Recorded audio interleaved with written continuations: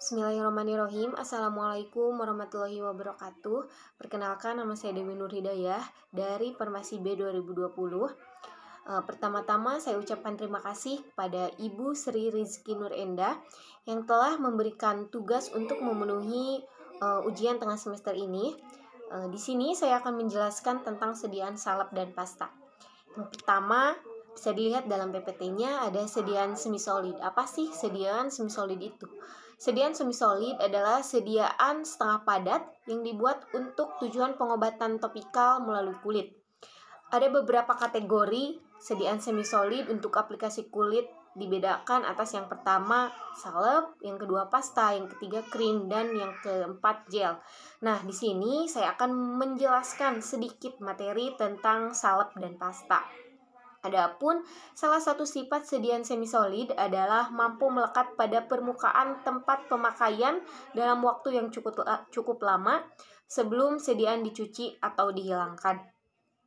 Selanjutnya di sini ada definisi salep. Menurut Farmakope edisi 3, salep adalah sediaan setengah padat yang mudah dioleskan dan digunakan sebagai obat luar.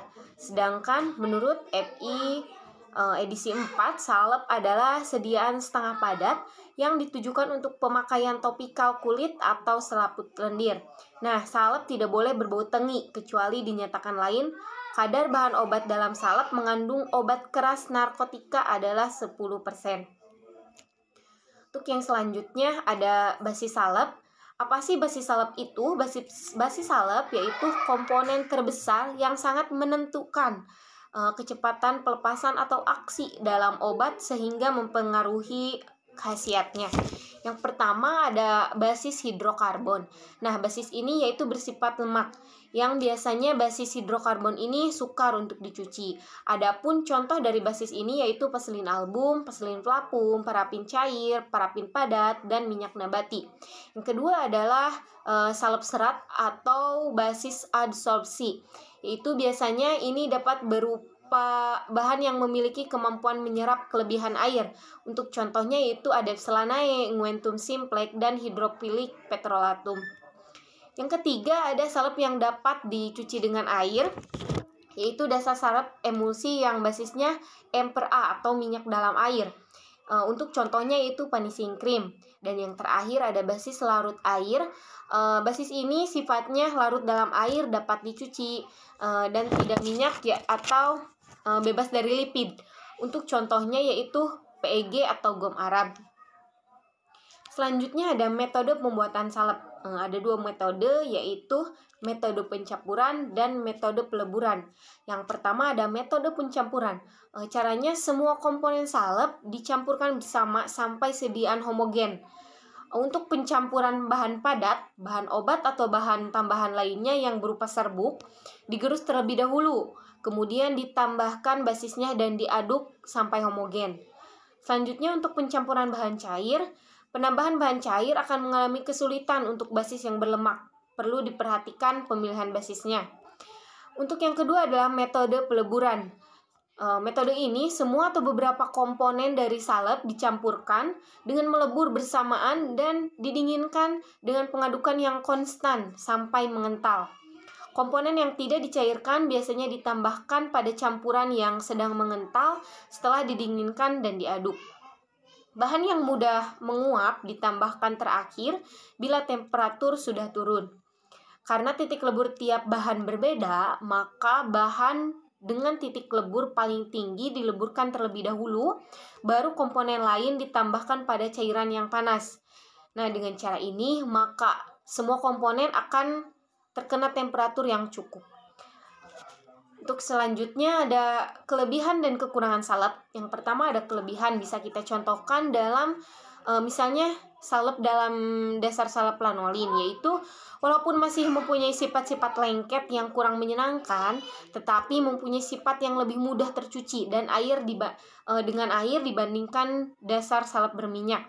Untuk kekurangannya, misalnya pada salep basis hidrokarbon, sifatnya yang berminyak dapat meninggalkan noda pada pakaian serta sulit tercuci oleh air, sehingga sulit dibersihkan dari permukaan kulit. Ada etiket kemasan dan penyimpanan. Untuk etiket pengemasan, salep penggunaan mata dikemas dalam tub steril. Untuk salep penggunaan pada kulit dapat dikemas dalam tub atau pot salep. Wadah harus diisi cukup penuh dan kedap udara untuk mencegah penguapan. Sedangkan untuk etiket bisa dilihat, ini adalah contoh etiket. Etiket berwarna biru dan harus tertera obat luar. Untuk penyimpanannya itu disimpan pada suhu di bawah 30 derajat Celcius dengan wadah tertutup dan juga harus terhindar dari suhu tinggi dan sinar matahari langsung. Selanjutnya yaitu materi tentang pasta. Yang pertama ada definisi pasta. Menurut Pharmacopoeia edisi 3 yaitu sediaan berupa massa lembek yang dimaksudkan untuk pemakaian luar. Sedangkan menurut Pharmacopoeia edisi 4 yaitu sediaan semi padat yang mengandung 2 atau lebih bahan obat yang digunakan untuk pemakaian topikal. Di sini ada basis pasta. Yang pertama ada basis hidrokarbon, yaitu tidak diabsorpsi oleh kulit, tidak bercampur dengan air, daya absorpsi air rendah. Untuk contohnya yaitu vaselin, white petrolatum atau parafin, dan white ointment. Yang kedua adalah basis absorpsi, yaitu bersifat hidrofil dan dapat menyerap sejumlah tertentu air dan larutan cair. Basis ini terbagi menjadi non-emulsi. Basis ini menyerap air untuk memproduksi emulsi air dalam minyak. Terdiri atas wall fat, wall alcohol, basis wax, and kolesterol. Untuk contohnya terdiri atas hydrous wall fat atau lanolin dan oil cream. Adapun untuk metode pembuatan pasta, yang pertama metode pencampuran, yaitu dengan cara semua komponen dicampurkan bersama-sama sampai sediaan rata tercapai. Yang kedua yaitu peleburan. Untuk peleburan yaitu semua atau beberapa komponen dari pasta dicampurkan dengan meleburkan secara bersamaan, lalu didinginkan dan diaduk sampai konstan dan kental.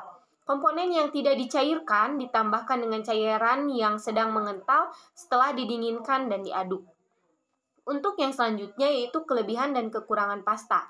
Untuk kelebihan yaitu mengikat cairan lebih baik dari unguentum atau salep, lebih melekat pada kulit, tidak mempunyai daya penetrasi gatal dan terbuka, daya absorpsi lebih besar. Sedangkan adapun kekurangannya yaitu tidak sesuai untuk pemakaian bagian-bagian tubuh yang berbulu karena sifat pasta yang kaku dan tidak dapat ditembus, dapat mengeringkan kulit dan merusak lapisan kulit epidermis. Adapun untuk etiket kemasan dan penyimpanannya. Yang pertama untuk pengemasan, pasta dapat dikemas dalam tub atau pot salep. Wadah harus diisi cukup penuh dan kedap udara untuk mencegah penguapan. Untuk etiket sama seperti salep, yaitu etiket berwarna biru. Untuk penyimpanan yaitu disimpan pada suhu kamar dengan wadah tertutup dan juga harus terhindar dari suhu tinggi dan sinar matahari langsung. Berikut ada beberapa contoh sediaan salep dan sediaan pasta.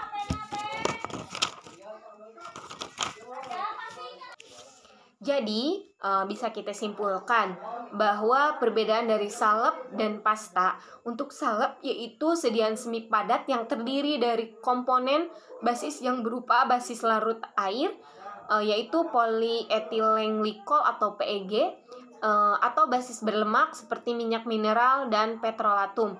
Sedangkan pasta yaitu sediaan semi padat yang mengandung zat padat yang tidak larut dalam konsentrasi yang tinggi. Zat padat tersebut dapat terdispersi dalam pembawanya. Mungkin dicukupkan sekian. Terima kasih. Mohon maaf apabila ada kesalahan. Assalamualaikum warahmatullahi wabarakatuh.